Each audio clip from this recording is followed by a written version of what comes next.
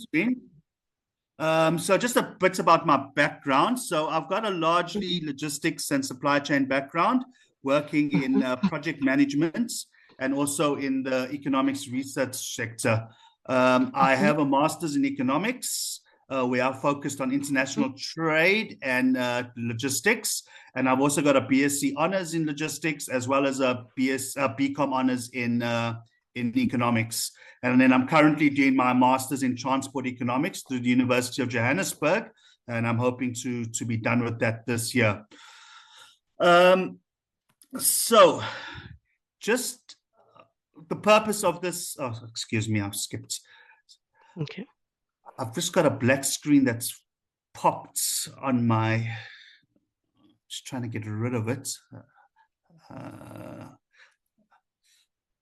Truman, is my screen clear? Yes, everything is clear on my side, sure. Okay, so yeah, weird. I'm just gonna, okay, I'll try and read through it's a weird, a black screen has filled my screen at the moment.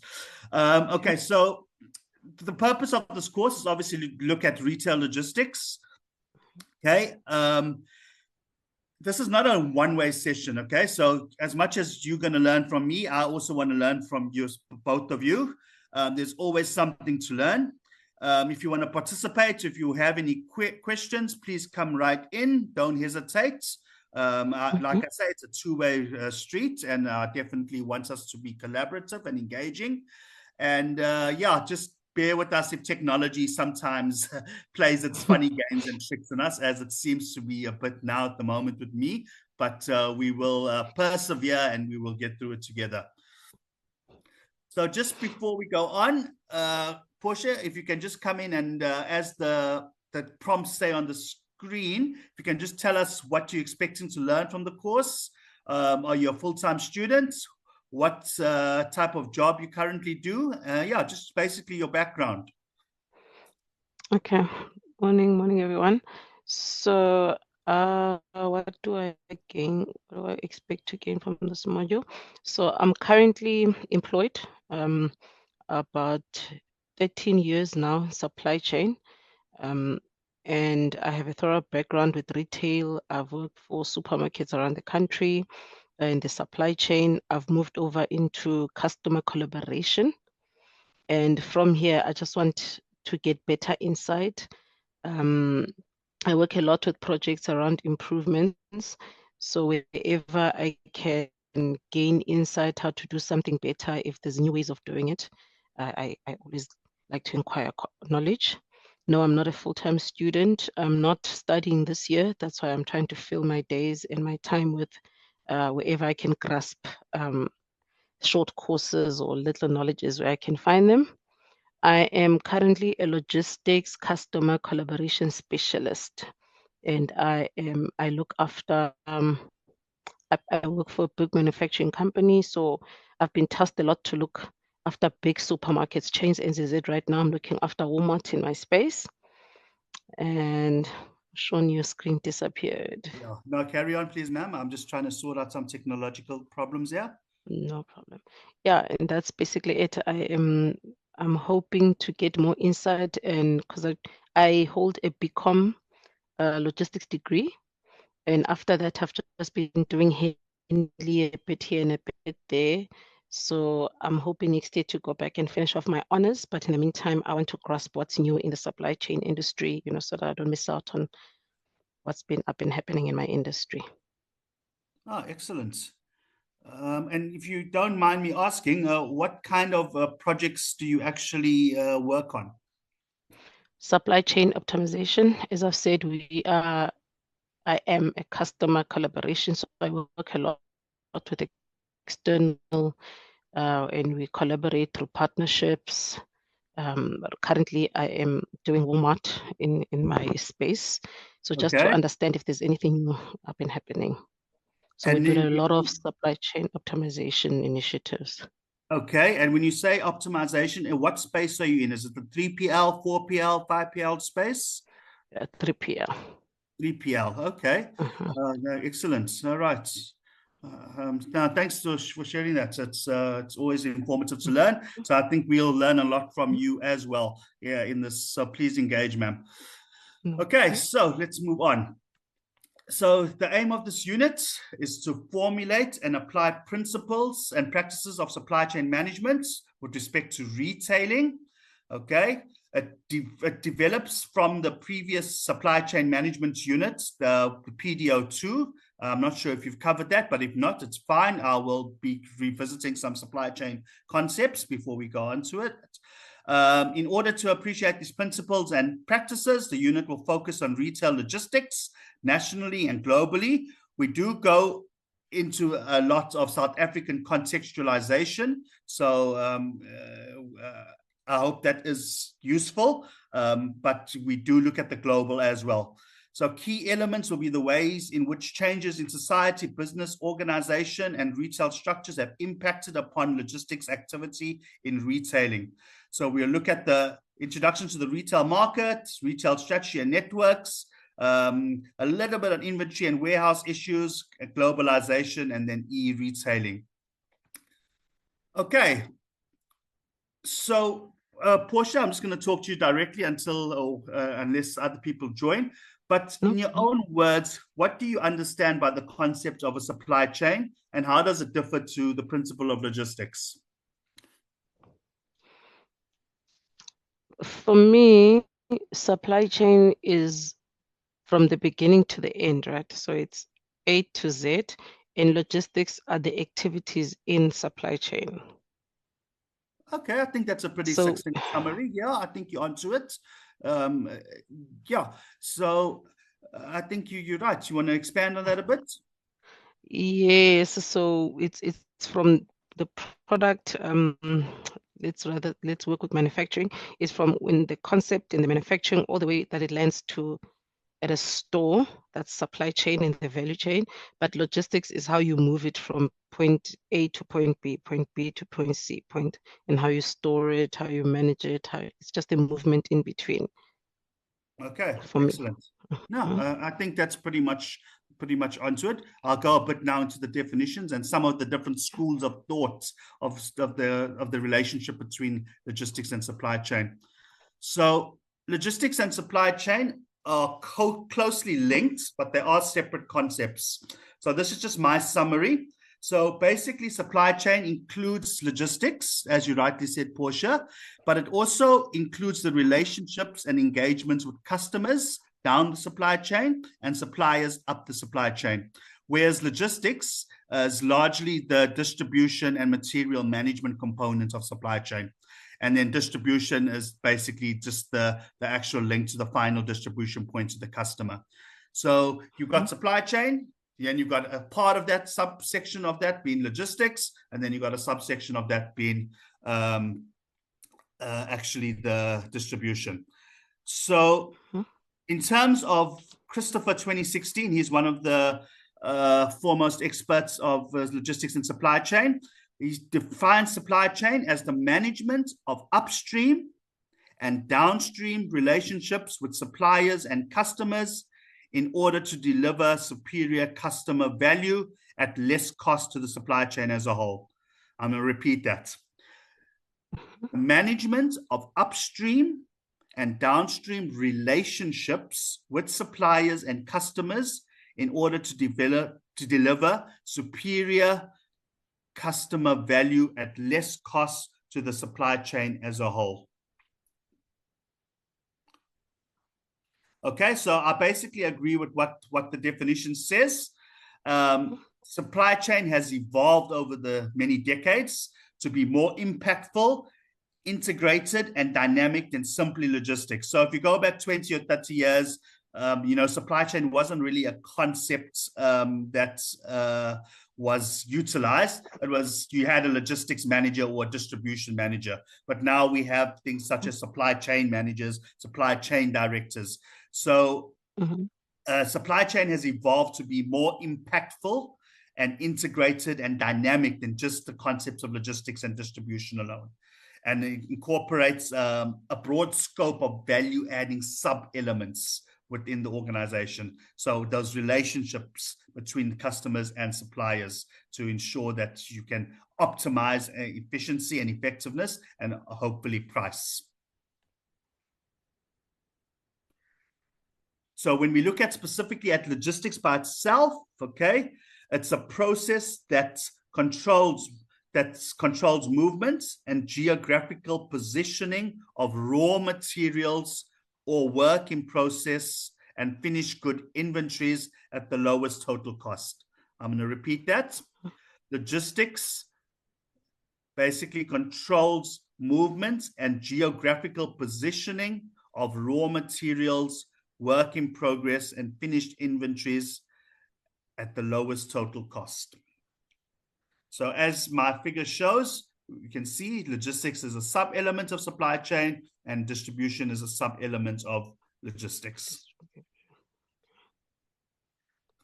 Okay, so now the more academic and I don't know if it's the interesting part, there are what do you want to call it, contentions or disputes in terms of the definition and the understanding and processing of the concept of supply chain and logistics. So traditionally, supply chain management, as per the traditionalists, was considered to be within logistics. Then you have what's called the relabeling school of thought, which said logistics does not equal supply chain. Then you have the unionist kind of perspective, which I subscribe to, which says basically that logistics is a subcomponent of supply chain management. And then you have the intersectionalist school of thought, which says that logistics and supply chain do have some overlaps, but they are essentially separate components. Now, I mean, you don't really have to know all of this, but this just was me painting a picture just to show you that why there sometimes seems to be a misunderstanding or misalignment with the terminologies. When people say logistics and supply chain, they can sometimes mean different things. I'm definitely a unionist. Okay, that's great. At least we agree.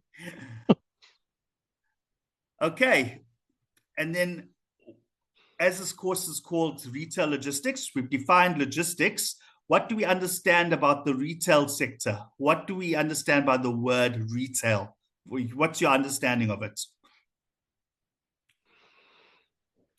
For me, they are my customers.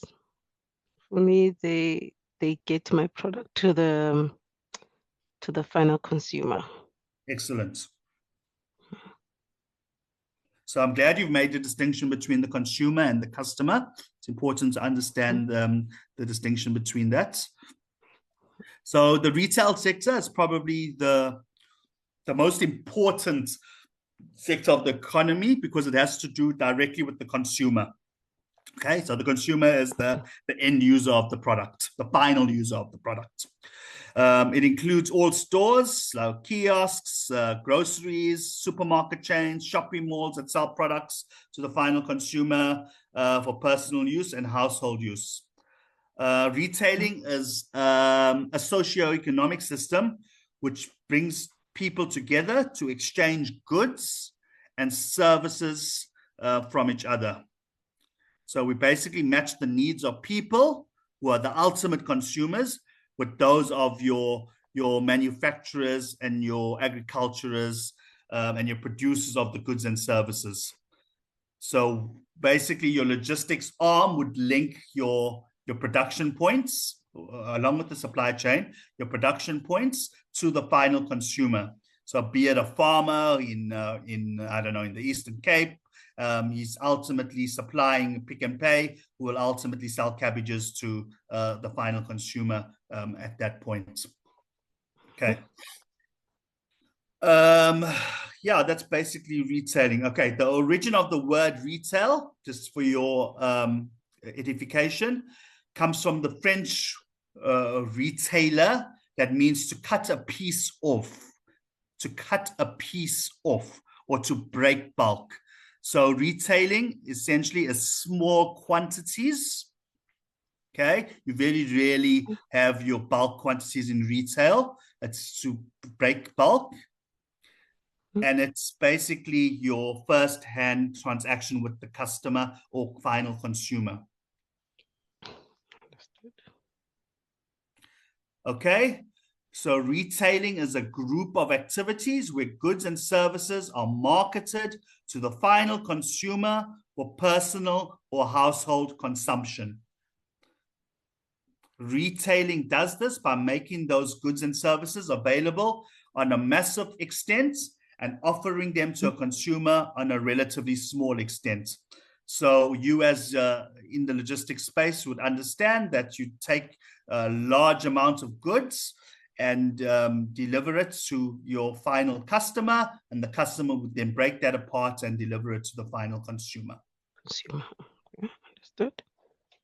Okay. So within the retailing space, within the store, we have different types of retailers, okay, according to different characteristics. Okay, so it's basically can be broken down into ownership, merchandise, price, and place. According to the ownership classification, the most important types are independent stores, chain stores, franchisees, and leased department stores. Okay. According to the merchandise-based classification, the most important types of retailing are department stores, supermarkets, specialty stores, convenience stores, and retailer services. According to the price-based retailing outlets, these are your discount stores, your factory outlets, your warehouse clubs, and then also your hypermarkets. And then lastly is your place-based classification. And these are largely your shopping centers. These are your direct selling and direct marketing and automatic vending machine selling. So this is just a broad categorization of the different types of retailing that we have.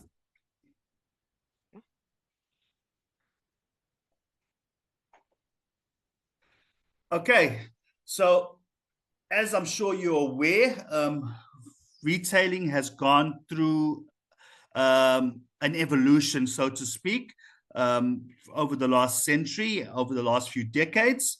So your traditional retailer, location selection was not considered an important factor, whereas your modern retailer location is very critical. They didn't have things previously as customer loyalty programs. As I'm sure you're aware now, Portia, every retailer that you can possibly think of has some sort of customer loyalty program. Your Pick and Pay cards, your Checkers cards, your Woolworths cards, those are all customer loyalty programs.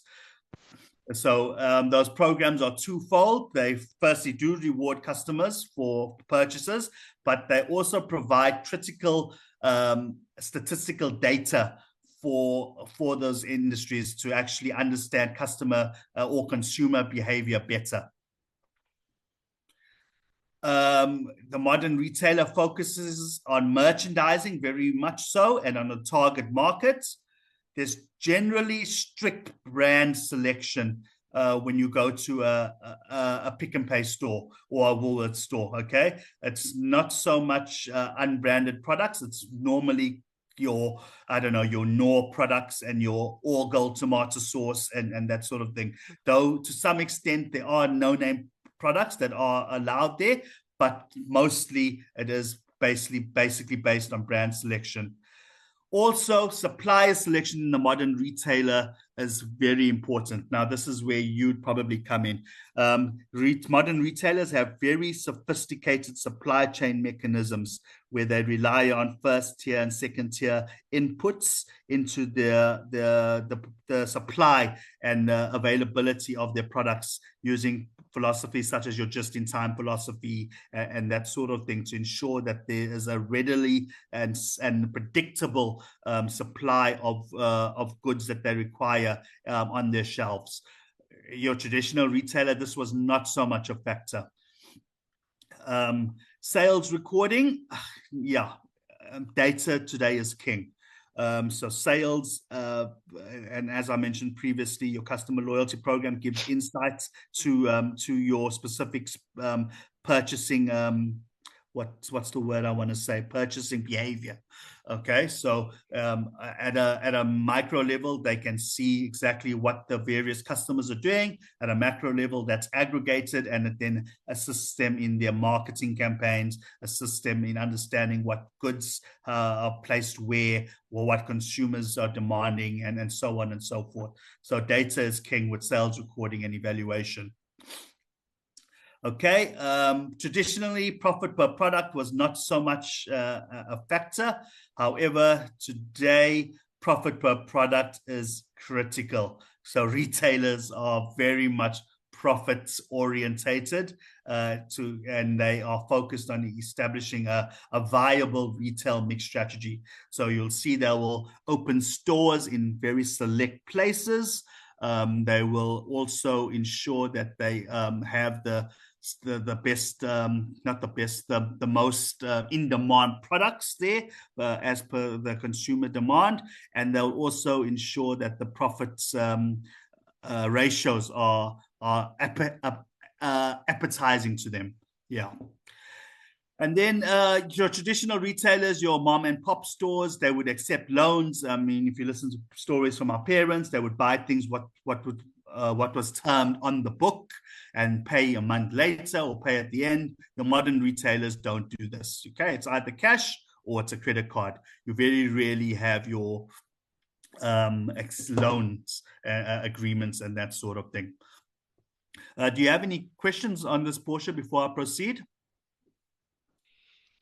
No, I just wanted to add there by the retail mix strategy. It's such a big focus in our space as well. Whenever we see stores opening, we also want to do the lifestyle matrix, so we know exactly that we're offering what the consumer wants, and that's through all that insight and the loyalty programs. Yes, it's very critical.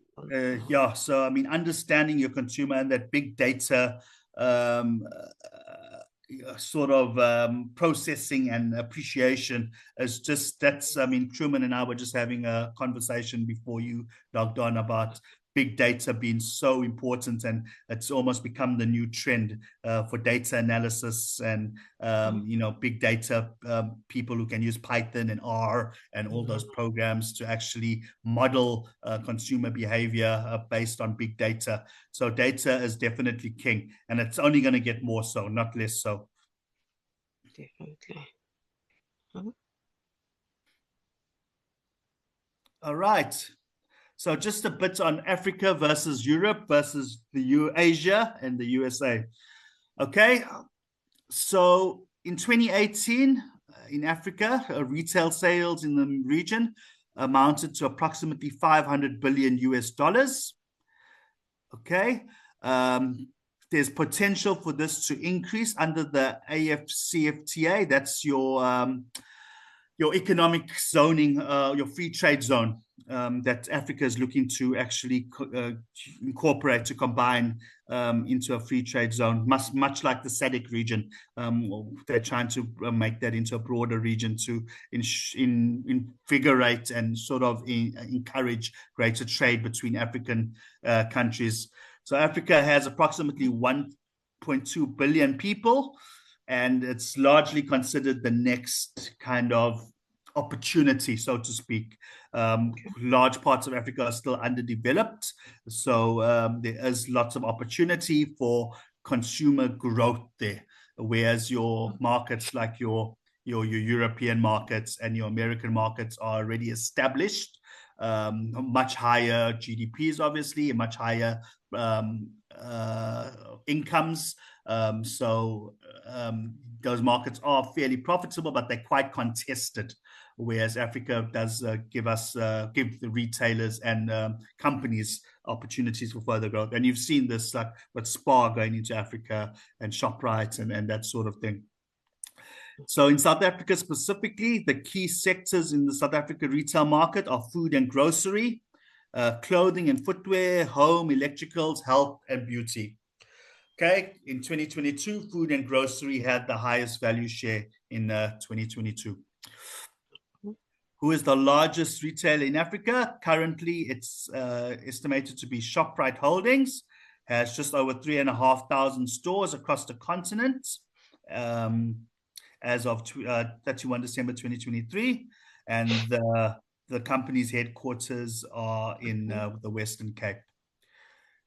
In terms I've of worked closely with them as well. Very exciting. sorry, Portia, repeat that. Sorry to just come in short. I was saying I've worked closely with them as well. Very exciting group. Big. Yes, and I'm sure you've seen very advanced systems, very meticulous with their systems and their deliveries and their supply chain optimization, and they're always looking to improve and get better. So yeah, I'm sure you've seen that at the coalface. So just broadly speaking, Shoprite is South Africa's largest food retailer, and has about 34% of the food retailing market. Okay, Shoprite largely focuses on the middle to lower end of the consumer market. So your middle LSM, your living standard model markets, with the focus on private label or branded products of food for their more price conscious consumers. Okay, in South Africa, they have approximately 1,800 outlets, and they're also located throughout Africa, in Mozambique, Namibia, Zambia, Ghana, Nigeria, and even some in India. The Pick n Pay group is the second biggest group, okay? Also head office is based in Cape Town, has approximately 15% of the market with about 500 stores in the food sector. Group is based in Southern Africa and even in Australia as well through its Franklin outlets. So in terms of breaking down the South African market by sector, this is data from 2017. You can see that general dealers are the biggest, and then it's followed by textiles and clothing, and then food and beverages, hardware, pharmaceutical, and then household furniture and appliances. But general dealers, being your ShopRites and your Spars and that sort of thing, are definitely the highest. Okay. So touching on Europe, we're just going to touch on it briefly. The largest and most important retail market in Europe is the German market. I think Germany is currently the third or fourth biggest economy in the world. First is USA, then it's I think China, then it's Japan, and then Germany. Yes, off the top of my head. So other large economies in Europe are France, the United Kingdom, and Italy. So those are your big kind of spenders. But like I said, those markets are very contested, very established, not as much growth opportunities as there would be in Africa or sometimes even in Asian markets. Okay. By far, the biggest market in the world is the US, by far. Okay. It dwarfs the other markets in terms of its complexity, in terms of its availability, in terms of its entrenchment of the retail sector, by far the biggest. Just to give you one random example, the state of California by itself, remember the US is comprised of 52 states. The state of California by itself has an economy that's bigger than France. And we just showed you that France is one of the world's biggest economies. That just paints a picture of what a big market the United States is. Yes. And then we have China, second biggest economy in the world, and also a lot of growth. Well, probably you'd say most of the world's growth coming over the last 2 decades has been from China. Very high growth rates, very prominent and growing population. So they've got that expenditure. I think it's 1.5 billion people, more than the whole of Africa, and a lot of expenditure opportunities there. Just looking globally, the largest retailer in the world, as I'm sure you know, is Walmart. Retail revenue of 600 billion, and has over 10,000 stores across 24 countries.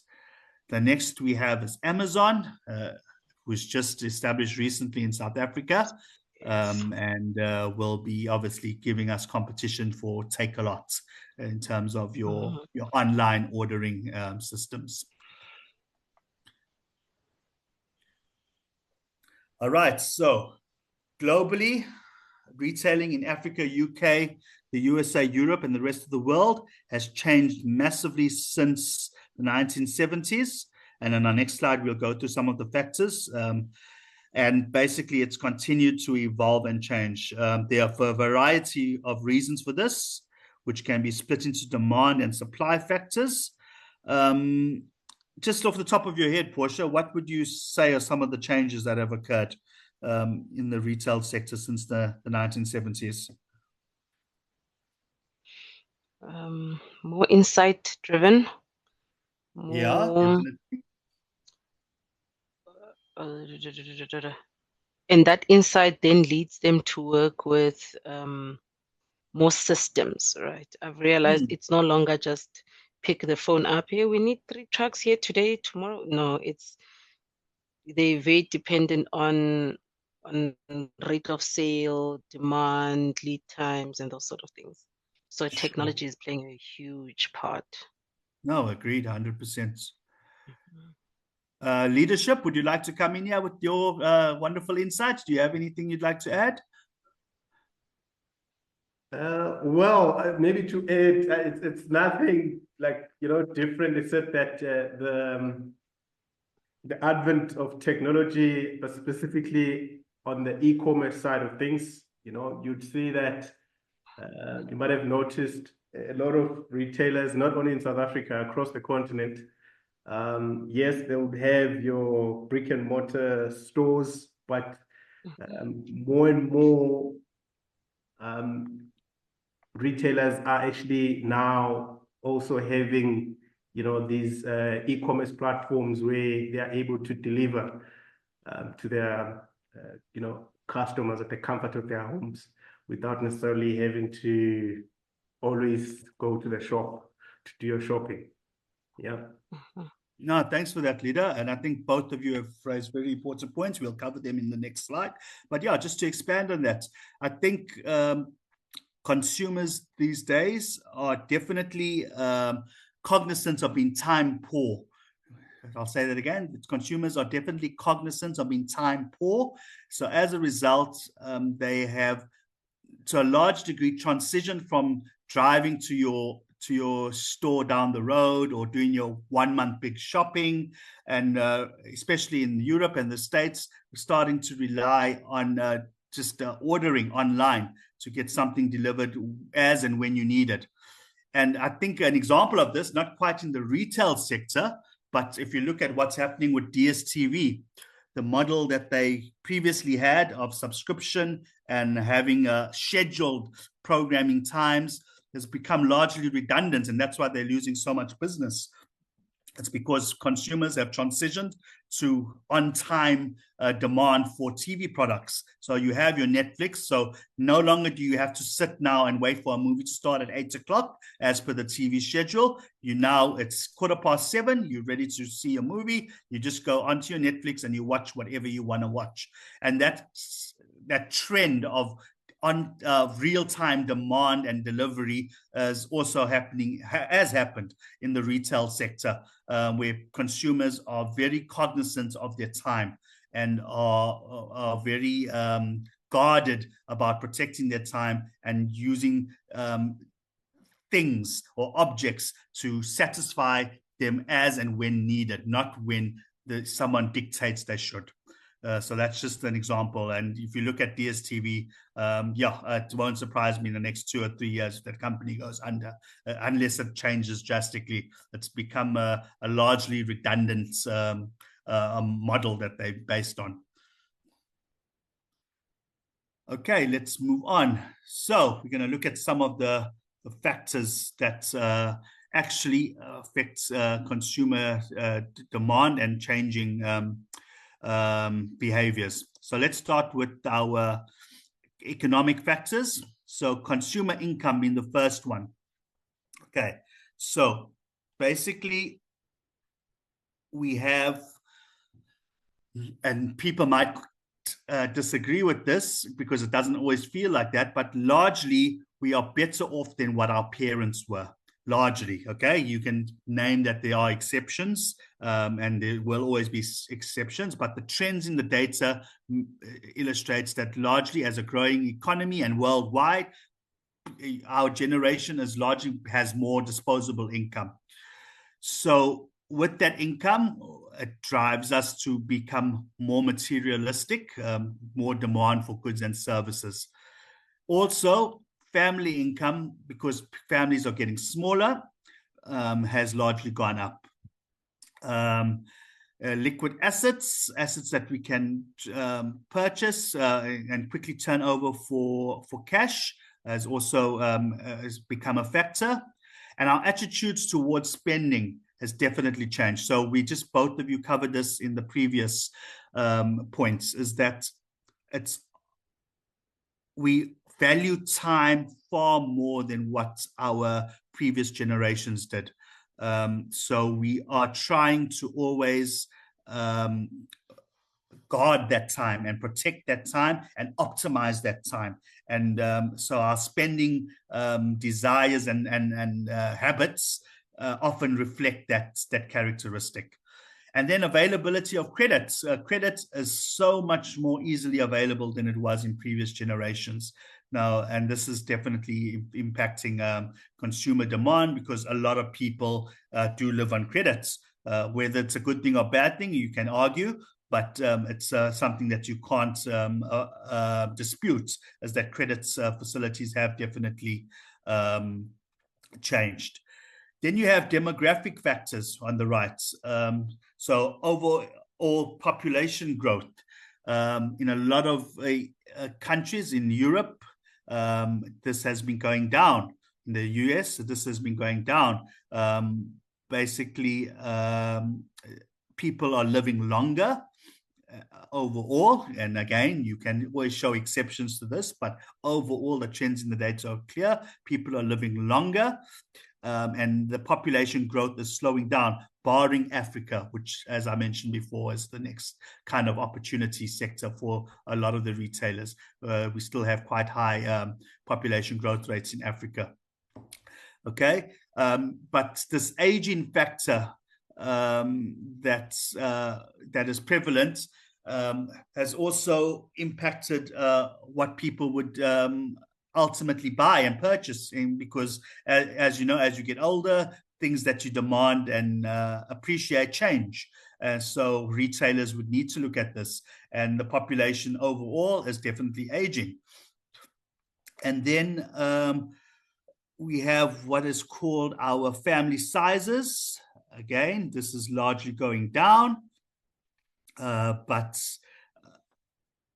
in Africa, again, quite big, and in Asia, quite big. Then lifestyle. Okay, life cycles, sorry. Different life cycles of families.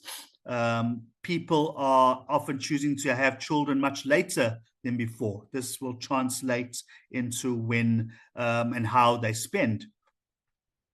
Other things regarding family lifestyle are your ownership of cars, for example. So vehicles have become quite a prominent thing in most families. Most families have one at least, or sometimes two vehicles if there's two working parents. So definitely that has translated into an impact on the retail sector. And we've covered this before, but improved living standards and perceptions of wealth. Okay, so this aspirations of people have changed. Okay, requirements of customers, large market for luxury items and other premium price purchases. These all impact the family life cycle as well. Occupations. How would you think occupations play a part, Portia?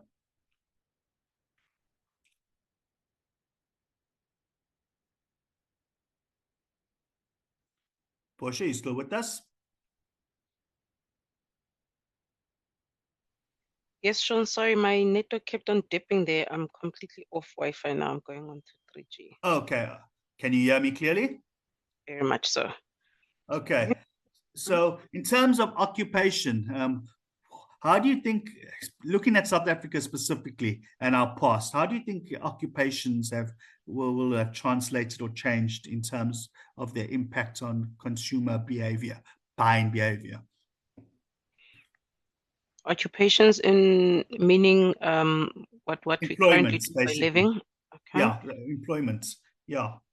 Oh, definitely. I have more access to things now more my mom could ever have.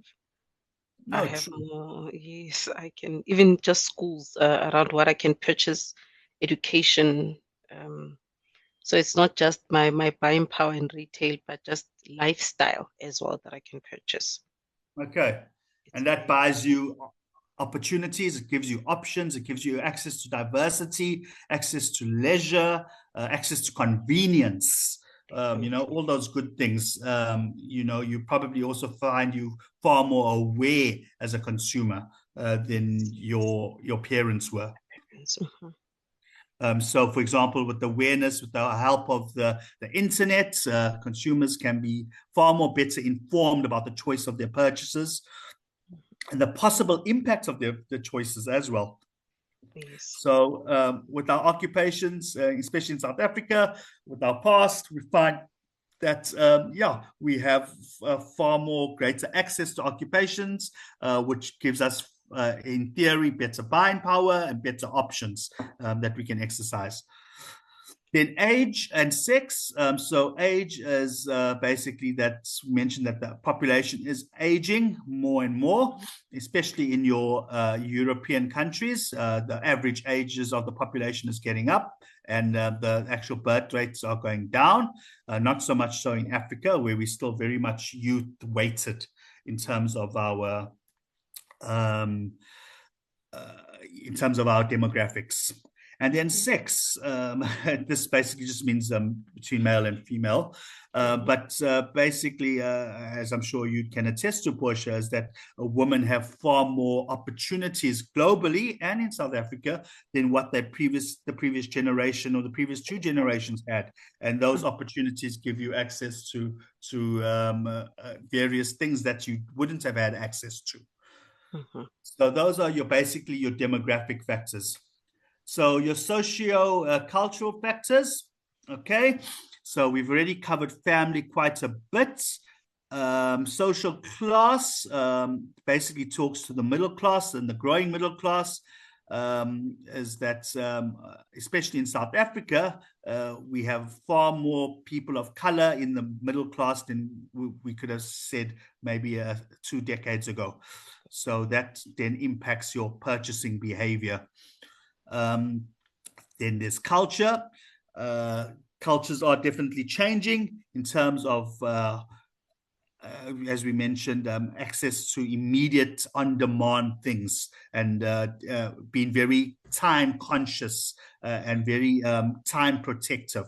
So that's definitely a worldwide trend.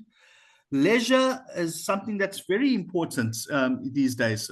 Most people talk about it as being work-life balance. People want a form of outlet or release, and shopping sometimes has become a leisure activity.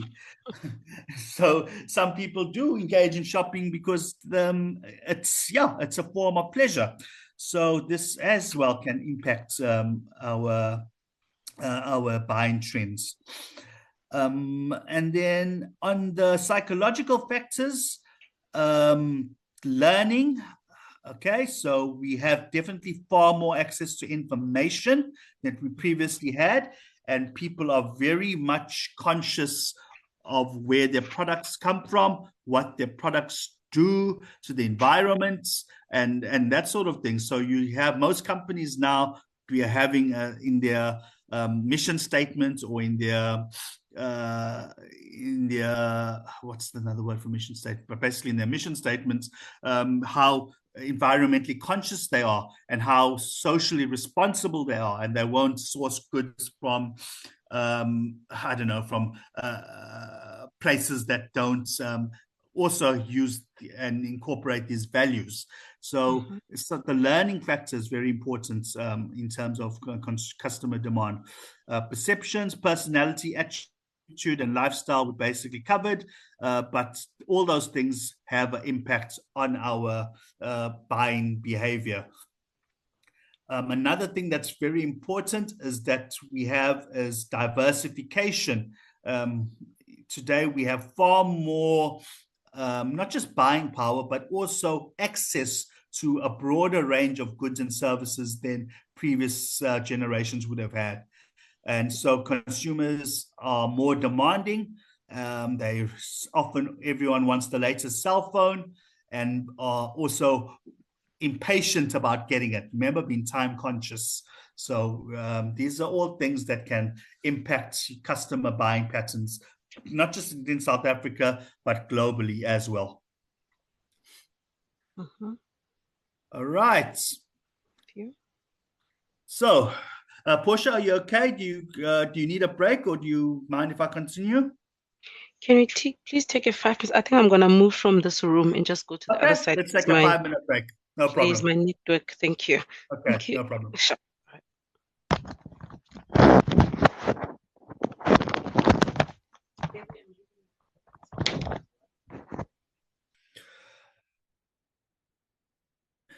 So looking at the nature of the retail market and its current segmentation, okay, so the South African retail market is large and diverse, okay. We have quite a few major retailers, supermarkets, okay. There's Focus Retailers Group and Retailer with concentration on particular market segments. There's also discounters in South Africa, such as Usave and Pick n Pay Boxer. There's internet retailers, Takealot, recently Amazon and eBay as large players. And there's also obviously some very small retailers like your spaza shops and that sort of thing that you find in your rural areas and your townships. There are also independent stores still, so not just only large big chains. And the grocery sector accounts for a large percentage of all retail sales and has experienced major changes in the recent decades. So we've just gone over that there, some of the changes that the retailing, modern retailing has undertaken versus traditional retailing. Okay, it's also highly concentrated. So just briefly, the retail economy of South Africa, and you could argue in most of the world, is very highly concentrated, being that there's only a few big players who dominate the market share.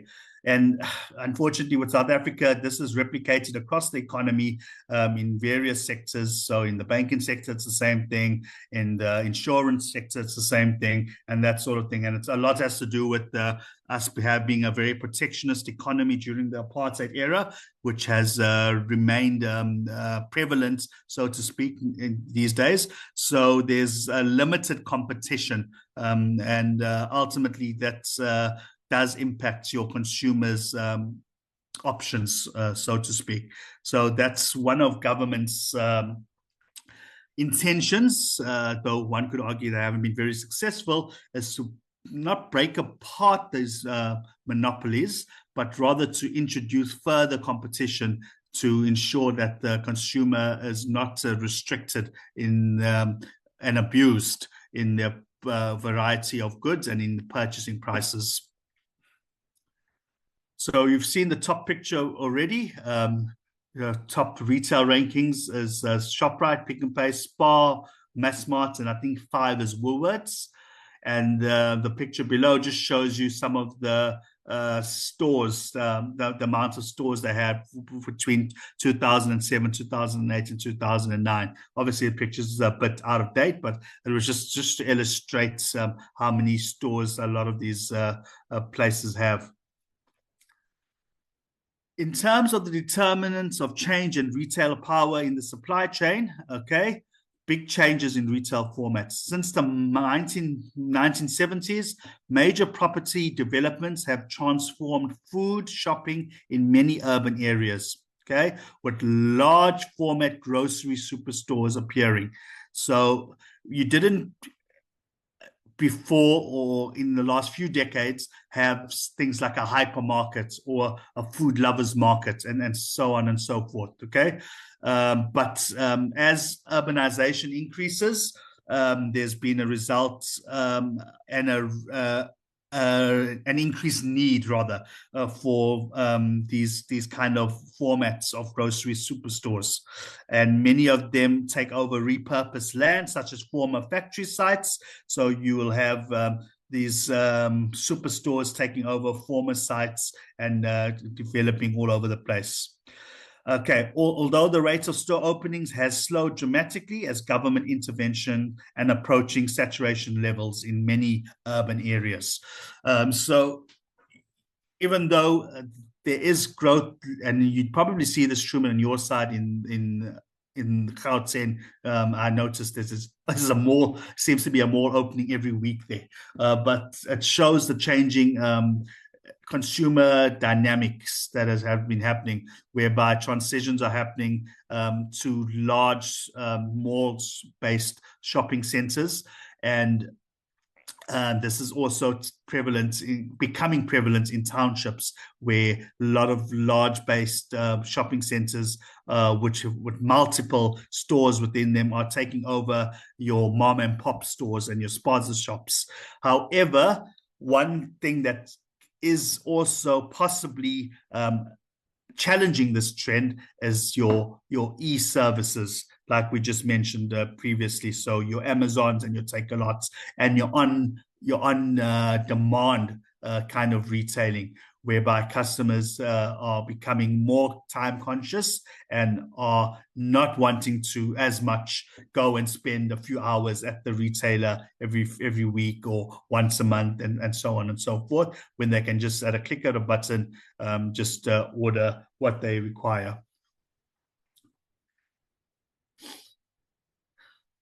So also with the result of all these retailers and large supermarkets becoming prevalent, the result has been that the retail warehouses, i.e. your upstream suppliers, have also become quite prevalent as well. So the cons and the pros for your large supermarkets are reflected on the table at the right. So the pro is that there's increased range for consumers. You have under one roof your Checkers, your Spar, your ShopRite, your Game, and all your other boutique stores that are there. However, this has come at a cost, whereby your smaller and specialized retailers who can't compete, who basically can't afford the rents of a few million a month in these shopping malls, and who can't compete on the economies of scale that the larger retailers have, they also will suffer. So large grocery stores are controversial.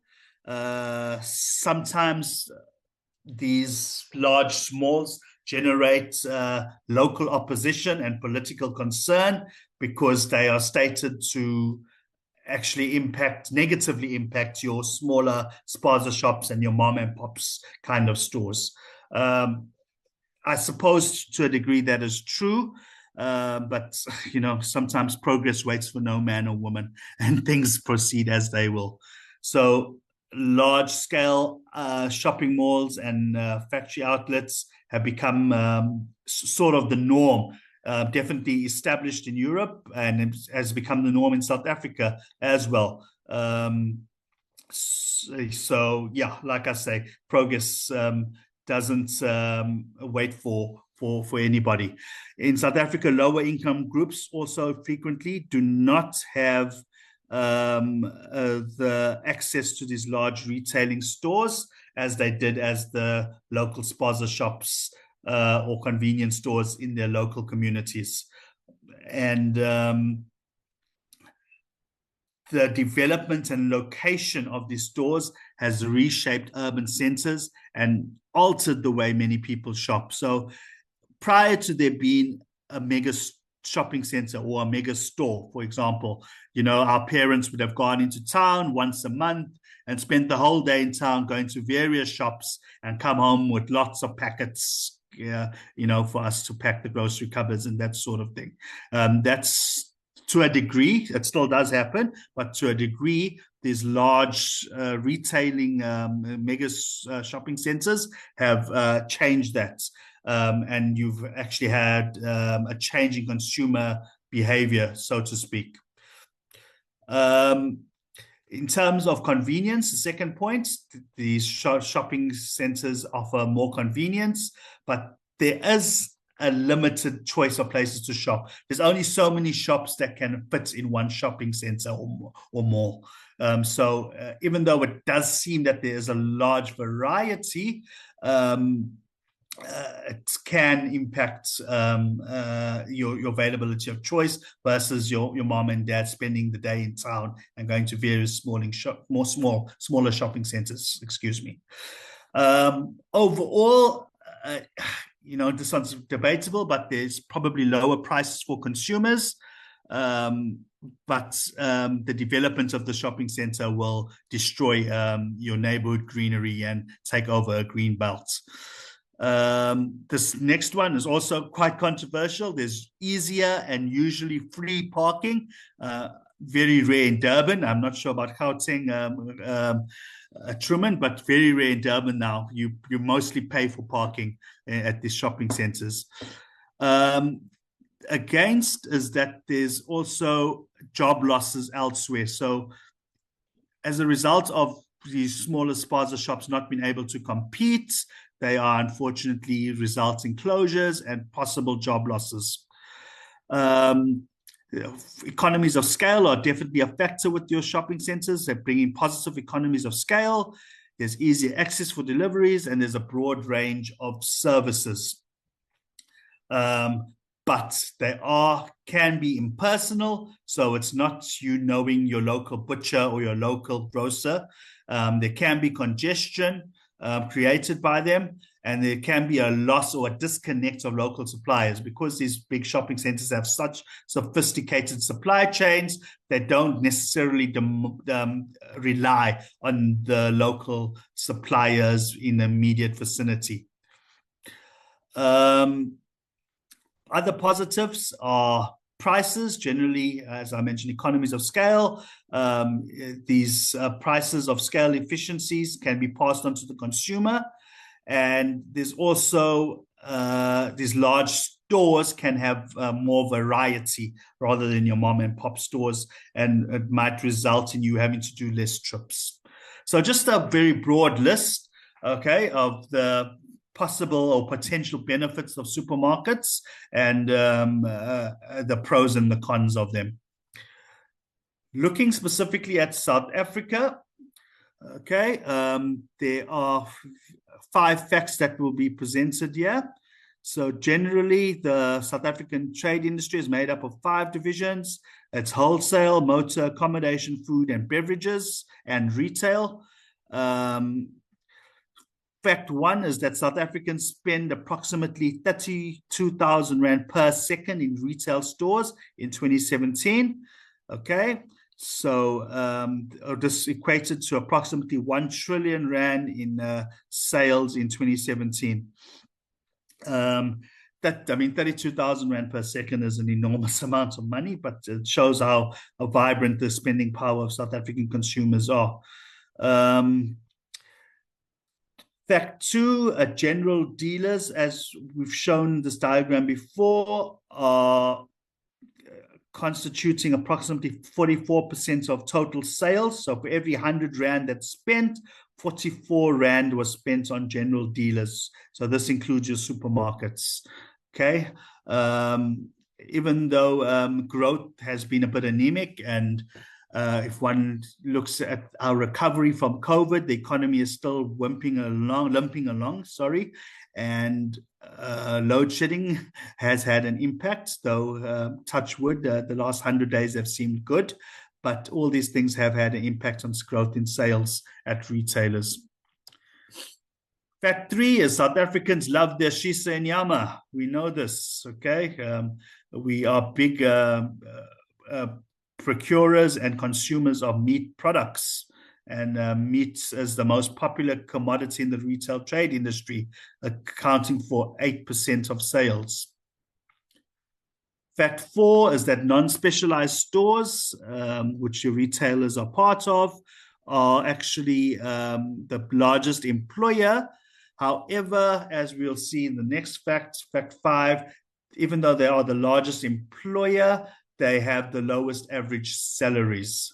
So if you look at your retail model, it's very much a cost-focused model whereby you have your cashiers and your trade hands and all that sort of thing, who unfortunately don't earn as much as would be in other sectors.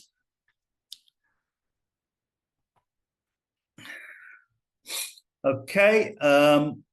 In the South African industry since 2020, the retailer industry has been challenged by a lot of threats and challenges.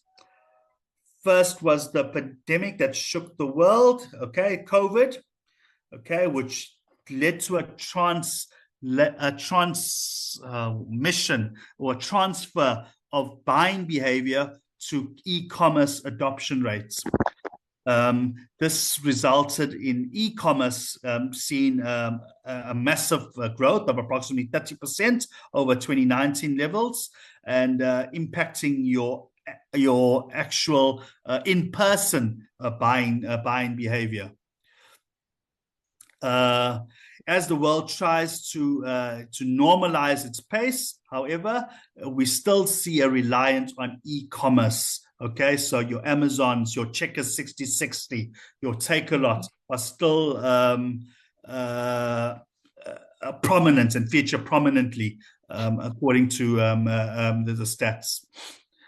In terms of modern or the latest impacts to consumer behavior, we have ongoing Ukrainian war, which has impacted supply chains, energy crisis, which has seen fuel prices go through the roof, and these things ultimately impact people's disposable income.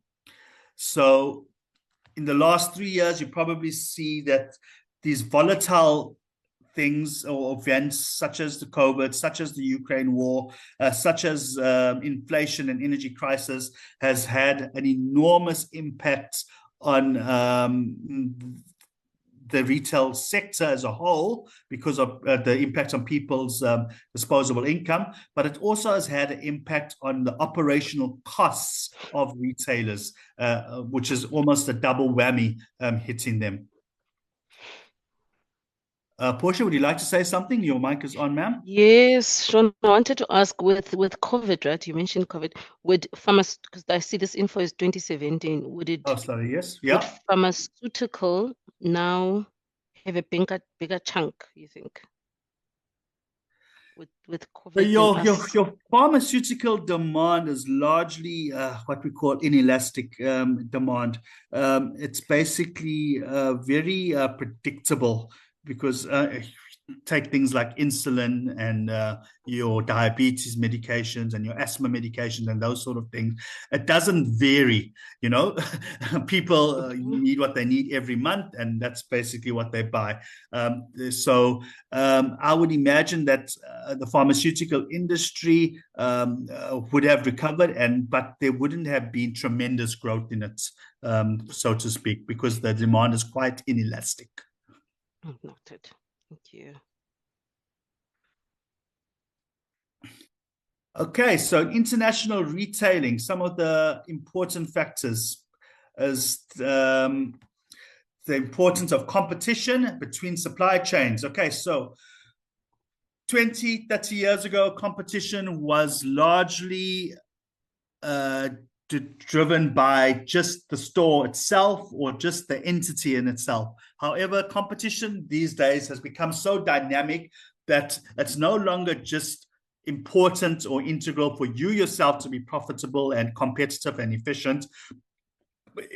However, it's also important for the entire supply chain that supplies you to be competent and profitable and efficient, and your downstream suppliers, as you are part of the downstream purchases, as you are part of the supply chain. So it's no longer sufficient for you to be a standalone, efficient beacon lost at sea.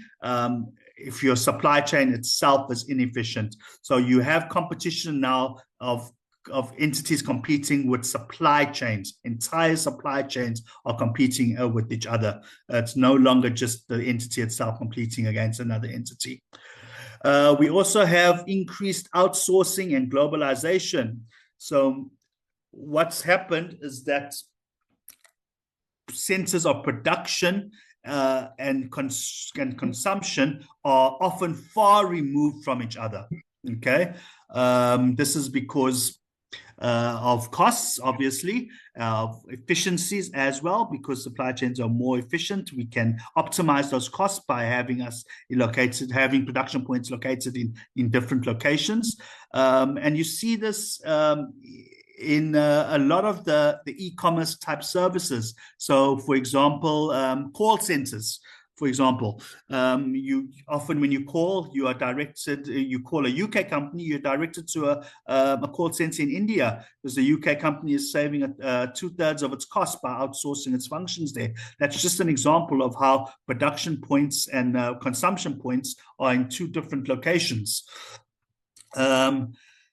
Other impacts are mergers and acquisitions that often happens. Changes over the last 2 or 3 decades. There has been an increase in capitalization with the development of democracy and capital economies, which has resulted in far greater competition and efficiencies. And as a result, this has had an impact on retailing, as retailing has incorporated these changes into its supply chain. Traditional retailers also face competition from professional and large retailers as well. We mentioned how your mom and pop stores and your spaza shops just can't compete. We have the rapid development of China's economy over the last few years, completely revolutionizing and changing the world's supply chains, where your production points are often in China and your consumption points are all over the world. So as a result, your shipping and your rail and your road logistics needs to incorporate those changes. We've spoken about large shopping centers. What else?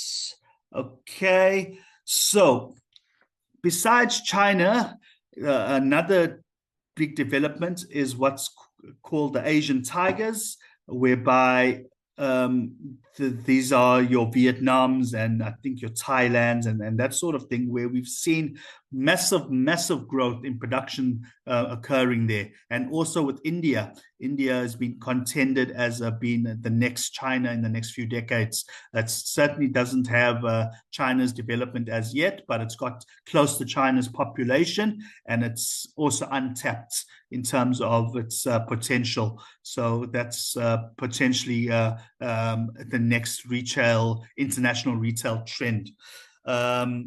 So the Indian retail sector has not seen a comparable injection of overseas investments, but eventually I think that's where the next growth node is going to be. It's definitely going to be there. Vietnam, considered to resemble India, currently 90% of its stores are neighborhood stores, but like I said, the transition is going to happen there, where it becomes a production center. And also the Middle East has one of the highest growth rates in consumer spending, and European retailers are quickly entering the Middle East with their oil power. Their GDP and consumption is often some of the highest in the world. And then there's Africa, only accounts for 3% of the global retail markets, but again, this is large potential. We have a large population and lots of opportunity for infrastructure development, manufacturing, and for retailing to actually grow there. Any questions or comments on this, Portia? Not at this point, Sean, no. Okay. So that's basically the end. This was basically just to give you an overview of retailing logistics. So we started off defining what supply chain was, what logistics is, what retailing is. We then looked at some of the developments in retailing, from traditional to modern day retailing, and how consumer factors and economic factors and psychological factors have transitioned from over the last few decades. We then briefly looked at the developments in the USA, Europe, China, and Africa. And lastly, we ended up potential trends that will actually impact the retailing sector going forward.